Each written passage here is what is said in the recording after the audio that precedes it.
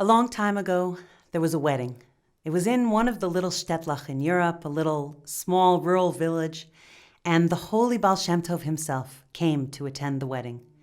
And he was walking down the aisle with his chassidim following him. He was accompanying the chatan to the chuppah. And all of a sudden, he saw something out of the corner of his eye, and he veered off of the path, and he went over and he spoke to a young man. And then he came back and he continued on with the chassan to the chuppah. And all of his chassidim who were following behind him, they were wondering, who is that guy that the Baal Shem Tov just went to speak to? And they were kind of murmuring among themselves, we have to figure out who this guy is. We have to go talk to him. We have to hear what his connection is to the holy Baal Shem Tov. But they didn't want to interrupt the wedding ceremony, so of course they stood there. The wedding happened, Mazel Tov. And afterwards, they went around the town and they started asking, does anybody know who this bacher is? Does anybody know who this guy is? And they heard that he had gone to one of the inns. So they show up at the inn and they start asking the innkeeper, where's this bacher staying? What room? And a little reluctantly, he told them. They went barging up to this room and they knocked on the door. And when this young man opened the door, they said to him, please tell us, who are you? What kind of an amazing tzaddik are you? What's your connection to our holy Rebbe, the Baal Shem Tov? And the guy looked at them and he was dumbfounded. He was like, I'm not a tzaddik. I never met your Rebbe before.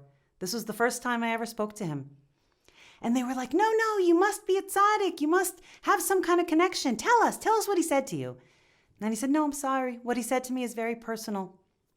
And they begged and they pleaded. And finally, they got him to give in. And he said, my name is just Yankele. I'm no tzaddik, I'm no Rebbe. But I'll tell you what your holy Rebbe said to me. A few months ago, I was living my life, as I always did, in my little town, which is far away from here. And my best friend Yasala had come back from one of his journeys. Now, he's a peddler, and every week he goes off and he buys whatever he can, he sells whatever he can in order to feed his family. He's a good peddler, but it's hard to make a living.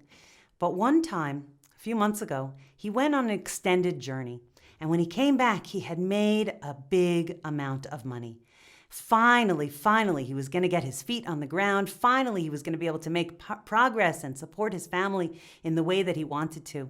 And there was a big welcome home party for him. And I was at the party and I was so happy to see him. And I went into the kitchen and I saw there on the kitchen table his wallet filled with the money that he had just brought home, just sitting there on the kitchen table.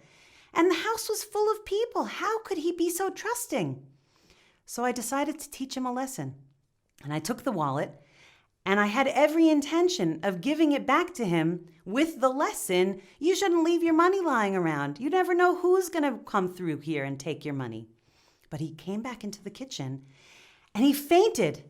And then when he came to, he started screaming and crying, Oy vavoy, where's my money? How am I going to support my family? And he fainted again. And then his wife came in and he revived, but his wife started crying and screaming. And then the children started crying and screaming. And I just felt like I couldn't return the money right then and there because it was such a balagan, it was such a mess. So I left the house with the money. And the next day, I thought I would have an opportunity to return the money, and it just got worse and worse and worse. And there just was no good time for me to return the money. And I started to believe that they were going to think that I was a thief and that I meant to hurt my friend. I didn't mean to hurt my friend, but there was just no good way to return the money. And then my Yetzer Hara spoke up, and it said to me, you know what you should do? You should go and invest the money. And then when you come home, you'll have even more money to return to him, and that will make things right. So that's what I've been doing. I've been on this long journey trying to make enough money so that when I go back and I give him money, it will be even more, and I'll be able to make up for what I did. But along my journey, my Yetzer Hara started to whisper more and more and more to me. And it said to me, you don't really have to return the money yet. You can keep on making your own living, and you could just return to him the original amount that you took. And I must tell you, my friends, that I've been going downhill. And I was standing on the side today, and this holy looking man came up to me, and he said to me, Yankele, it's never too late. Yankele, go home now. Return the money. Your friend will forgive you. He will understand that you had only your best intentions, that you wanted to teach him something. And he will believe that you were not a thief. But go home now. And so, my friends, I'm packing up. I'm leaving. You caught me just as I was leaving.